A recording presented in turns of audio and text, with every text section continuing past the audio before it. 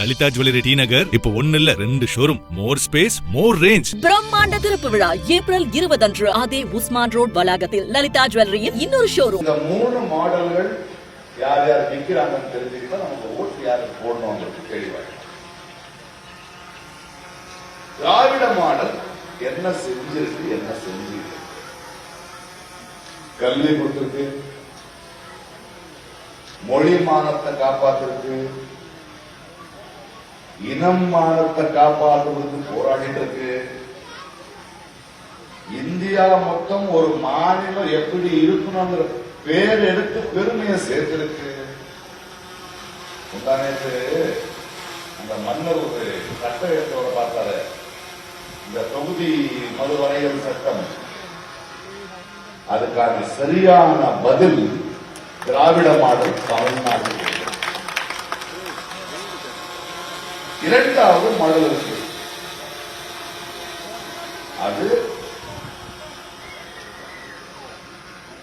ஐயா சொல்லுங்க, அந்த அடிமை மாடல். யாருப்பா பிஜேபி? இந்த மாநிலத்தை சேர்ந்தவங்களா கட்சி? இல்ல. பிஜேபியோட நம்ம யோசிக்க வேண்டியது இந்த அடிமை மாடல்ல தமிழ்நாட்டோட தன்மானத்தை, நம்ம சுயமரியாதையை மோடி காலில் போய் வச்ச இந்த அடிமை மாடலுக்கு நம்ம பேசணும். எப்படி உள்ள வர போறீங்க? ஏன்னா பிஜேபி ஒரு பாகம் தான் எனக்கு நான் சொன்னேன். மதியவாதம், இந்துக்கள் மேல அன்பறிய காட்டுறது. அவங்களுக்கு இந்துக்கள் மேல அன்பு இல்ல, அதிகாரம் வேணும், அதுக்கு என்ன வேணாலும் பண்ணுவாங்க. பார்த்தோம், பழனி வந்தாங்க. பழனி அவங்களுடைய முப்பாட்டம் அறிவு இருக்கு. பழனி தமிழ்நாட்டு கடவுள், அதுக்கு வரலாறு தெரியணும், விஷயங்கள் தெரியணும். இல்ல அதை வச்சு அரசியல் பண்ணலாம். திருக்குறகுன்றத்தில் என்ன பண்ணிக்கிட்டு இருக்காங்க? 2 சமுதாயம் நிம்மதியா இருக்கு. ஒரு சின்ன மனஸ்தாபம் இருக்கு. உள்ளையா வர நீ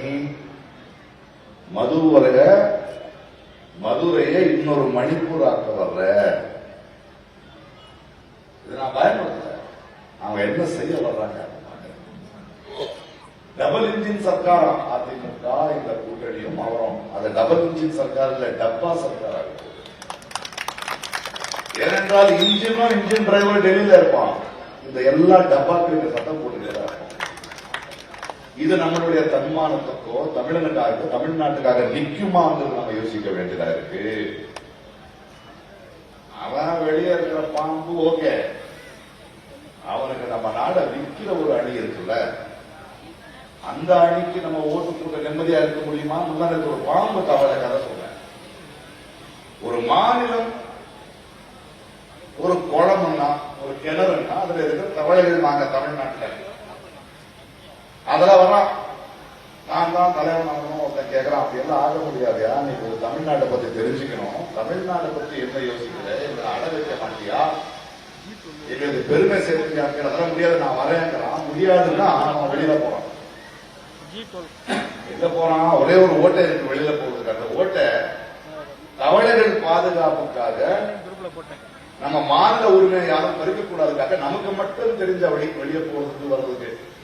அது வழியா போய் வெளியில பாஜக ஒரு பாம்பை பார்த்து, உன்னை சாப்பிட போனா வேணே, நம்ம வீட்டுல நிறைய சாப்பாடு இருக்கு, ஆனா உள்ள வர முடியாது, நான் கூட்டு போறேன், வாங்கினேன், நீங்க வந்துட்டு எவ்வளவுமோ சாப்பிட்டு என்ன அங்க தலைவன் ஆக்கிறேன்.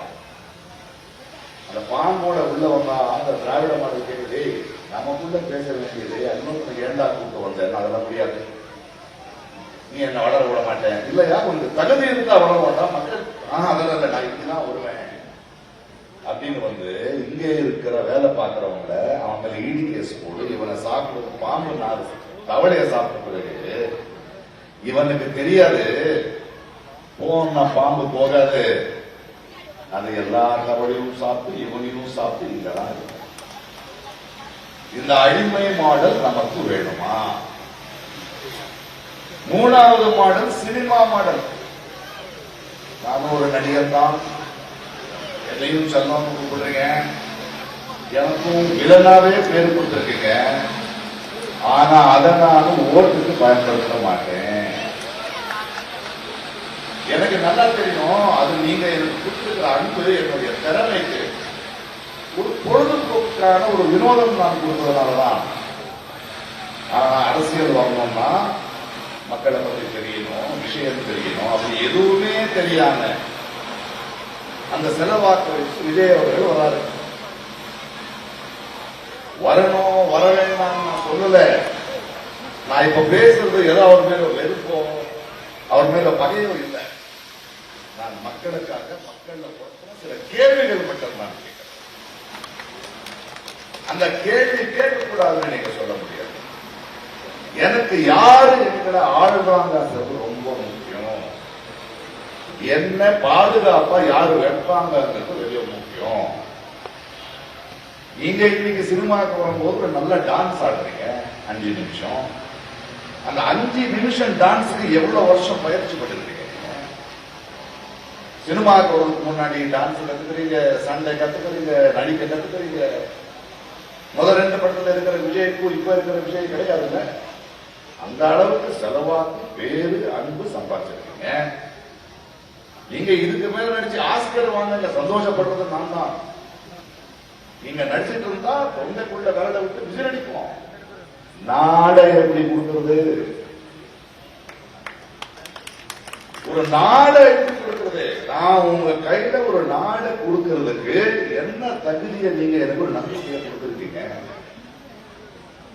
இருக்கிற எல்லாத்தையும் குட்டியில வந்துட்ட, எல்லாத்தையும் முத்து முடுக்கம் வச்சதே சொல்றீங்க.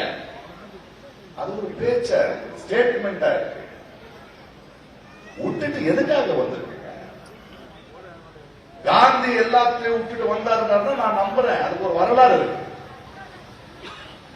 இன்றைய வரைக்கும் ஒரு எதுக்கு விட்டுட்டு வந்தாங்க? இப்படி எத்தனையோ பெரிய பெரிய தலைவர்கள் எல்லாத்தையும் விட்டு கீழே இறங்கி அடிபட்டு மக்களுக்காக பேசி பேசி நம்பிக்கையை வாங்கி அப்பேற்பட்டு எல்லா விட்டு வந்த தலைவர்களாலதான் இந்த நாடு வளர்ந்திருக்கு.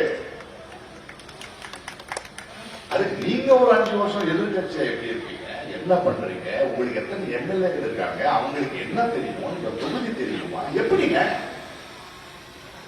என் டிரைவரோட பையனுக்கு ஒரு எம்எல்ஏ ஆக்குறேன், என் கூட நடிச்ச நடிகருக்கு ஒரு எம்எல்ஏ ஆக்குறீங்களா? கேட்க மாட்டீங்களா?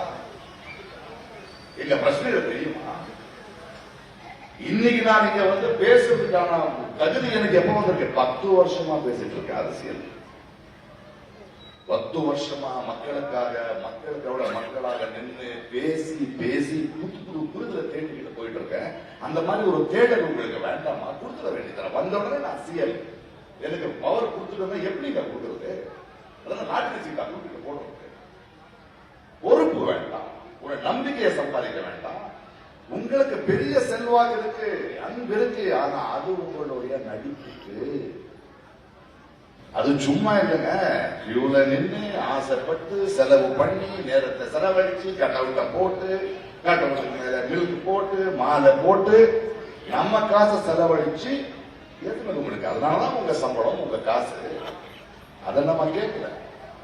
ஆனா நீங்க இன்னொரு சினிமா பண்ண வந்து நின்று பார்ப்போம். ஆனா அரசியல் மக்கள் நாடு கையில கூடுனா நான் சில கேள்விகளை கேட்க வேண்டியது என்னுடைய கடமை. நான் கேட்கிற கேள்விகள் அவர் ரசிகர்கள் காதல விழாம இருக்கலாம். அதுக்கு நான் என்ன பண்றது? ஒரு பொறுப்புள்ள மக்களுக்காக நான் பேச வேண்டாமா? மக்கள் கேட்கிற கேள்வியை நான் கேட்க மாட்டேனா? அதுக்கு நீங்க வெறுக்கிறீங்களா? என்ன ஏப்பா நான் எல்லாத்தையும் விட்டுட்டு நாளைக்கு ஒரு ஸ்கூல் டீச்சர் ஆயிடுறேன்னாமோ டிகிரி இருக்கான்னு கேட்பாங்க. இல்லைங்க, மக்களுக்கு நான் கற்றுக் கொடுக்குற சயின்ஸ் கற்றுக் கொடுக்கணும். எப்படி கற்றுக் கொடுக்குறா? அதுக்கு ஒரு பாஸ் எல்லாம் ஆகும் ஆயிருக்கேன்னு கேட்பாங்க. அந்த தகுதி கொடுக்கிறது அமைச்சிடுவாங்க குழந்தைய. நம்ம தெரிஞ்ச ஒருத்தர் நான் எல்லாத்தையும் விட்டுட்டு நாளைக்கு நான் சயின்ஸ் எடுக்கிறேன்னா அந்த மாதிரி தான் நான் கேட்கிறேன். அவ்வளவு என்ன அவசரம்? நீங்க ஒருத்தர் இருந்தா போதுமா? எல்லா இடத்தையும் உங்க கடவுள் நீங்க மட்டும் தான் எல்லா தொகுதியும் எல்லா மாநிலத்தையும் ஆட்சி செய்வீங்களா? அது எப்படி நடக்கும்? அந்த கேள்வியை தான் நான் கேட்கிறேன். கிட்ட 3 மாடல் இருக்கு. இந்த 3 மாடல்ல நம்மள பாதுகாப்பா வைக்கிறது திராவிட மாடலா, இந்த அடிமை மாடலா, இந்த சினிமா மாடலா? இப்ப மதுரைகள் இந்த தொகுதிக்கு வரேன். பிடிஆர் இருக்காரு, அவரோட நண்பர்கள் மட்டும் நான் இங்க வரல, அவரோட சிறந்த அரசியல்வாதி என்று நான் கண்டேன். அவர் வேண்டாம் இல்ல நான் வரேன். இன்னொருத்தர் சி சுந்தரன் இருக்காரு. தரம் இல்லாத பேச்சு பேசுவதற்கு நான் இங்க வரல. நானு உங்களை சில கேள்விகள் கேட்டு ஆகணும். மிஸ்டர் சுந்தர், நீங்க ஒரு சினிமா டைரக்டர், பரவாயில்ல வாங்க அரசியலுக்கு. ஆனா எப்படி வந்தீங்க? 3 நாள் முன்னாடி வரைக்கும் ஷூட்டிங் பண்ணிட்டு இருந்தாருங்க அவரு. 3 நாள் முன்னாடி வரைக்கும் நீங்க ஷூட்டிங் பண்ணிட்டு இருந்தீங்களா இல்லையா? திடீர்னு நீங்க கேண்டிடேட் அறிவிச்ச நீங்களே ஆச்சரியப்பட்டீங்களா இல்லையா? 3 நாள் முன்னாடி வரைக்கும் மதுரை மக்களுக்கோ தமிழ்நாட்டுக்கோ இந்திய அரசியலுக்கோ எந்த பிரச்சனையும் நின்று பேசாம நான் சிறந்த டைரக்டர் சொல்லிட்டு இருந்த நீங்க 3 நாளைக்கு முன்னாடி உங்களை யாரும் அறிவிச்ச உடனே துண்ட போட்டு இல்ல நீங்க காக்க பண்ணாங்க நான் எம்எல்ஏ ஆக போறேன்னு வந்துருக்கீங்களா? மதுரை மக்கள் ஏமாந்து போயிட்டு அதை கேட்க. இன்னும் தெளிவா போலாம். நீங்க எந்த கட்சி? ஒரு புதிய நீதி கட்சின்னு ஒண்ணு இருந்தது இல்லையா? அதுல நீங்க என்ன செஞ்சிருக்கீங்க? அதோட கொள்கை என்ன? அது பாஜகவோட வச்சு ஏன்னா பாஜக நேரா வந்து இங்க ஜெயிக்க முடியாதுல்ல. மதுரை மக்கள் தெரியும் அவங்களுக்கு. அதுக்கு 2 சீட்டு கொடுத்தாங்க. அந்த 2 சீட்ல திடீர்னு 3 நாளைக்கு முன்னாடி உங்களுக்கு எப்படி கொடுப்பாங்க கேண்டிடேட்? இந்த யானை மாலை போட்ட கதையில, இந்த யானை மாலை போட்ட கதை மாதிரி 3 நாளைக்கு நீங்க வந்துட்டீங்க. நீங்க நான் தான் எப்படி ஏன் ஒரு சினிமா டைரக்ட் பண்ணும்போது ஒரு டைரக்டர் ஆகிறதுக்கு நீ எத்தனை வருஷம் கஷ்டப்பட்டிருப்ப, என்னென்ன கத்துக்கிட்டு இருப்ப, ஒரு சிறந்த டைரக்டரா நிற்கிறதுக்கு எம்எல்ஏ ஆயிடுற அப்படின்னு. மதுரை மக்கள் என்ன நடந்திருக்கு, என்ன வாழ்வு, என்ன தொகுதி, நீ சும்மா பேசிக்கலாம். ஒரு ஆளுங்கட்சியில குறை நிறை இருக்கும். குறைய மட்டும் சுட்டி காட்டியா, நிறைய கொண்டாட மாட்டியா? இது என்ன அரசியலுங்க? குறைய மட்டும் நான் சுட்டி காட்டுவேன், நிறைய கொண்டாட மாட்டேன். ஏற்றுக்கிறேன், குறை நிறைய இருக்கும். ஆனா அது மட்டும் தான் அரசியல் இல்ல. பாதுகாப்பு கொடுப்பியாங்க எனக்கு, பேசுவியாங்க எனக்கு. எவ்வளவு உங்க மனைவி பெருசு இல்ல? 10 வருஷம் 3 கட்சியை தாண்டி ஏதோ கேள்வி கேட்டுக்கிட்டு அரசியல் பண்ணிக்கிட்டு இருக்காங்க. அவங்களுக்கு கிடைக்காத எம்எல்ஏ சீட்டு உனக்கு எப்படி கிடைச்சது யோசிக்க மாட்டேன். நம்ம என்ன நினைச்சுக்கிட்டு இருக்கீங்க மதுரை மக்கள்? நீங்க வந்து யாரை பத்தி பேசுறீங்க? பிடிஆர் பத்தி. நான் பல மாநிலங்களை பிடிஆர் பேசுறேன். இன்னைக்கு பிடிஆர் ஒரு நாட்டுக்கு சம்பந்தப்பட்ட, இந்தியாவுக்கு சம்பந்தப்பட்ட ஒரு விஷயத்தை பேசுறோம்னா இந்தியா மொத்தம் பாக்குது. அவருடைய அறிவு, அவருடைய விஷன் இந்தியா மொத்தம் பாக்குது. யார் அவர்?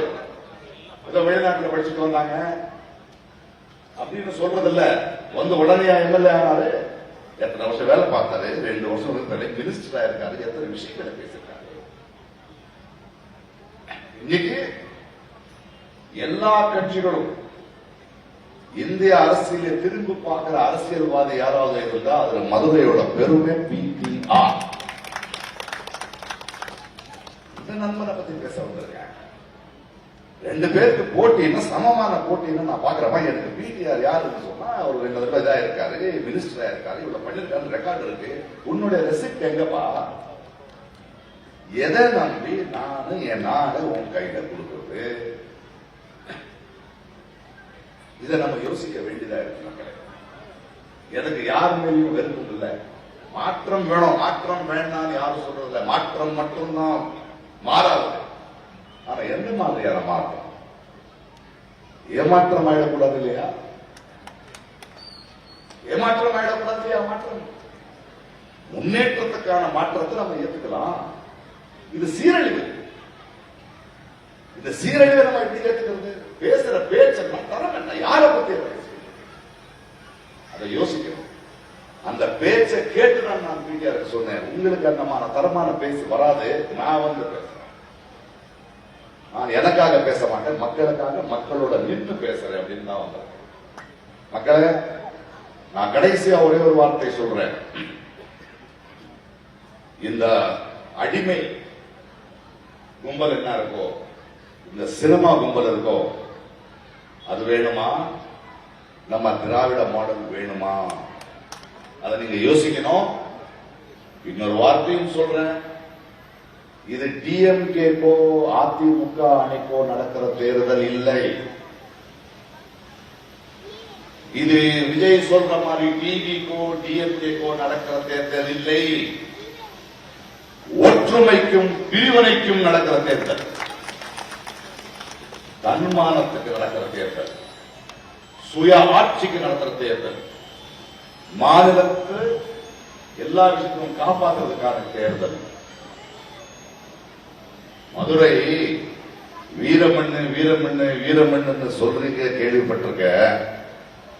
அது செஞ்சு காட்டுறீங்கன்னு நான் நம்புறேன். நல்லது நடக்கும். தேங்க்யூ.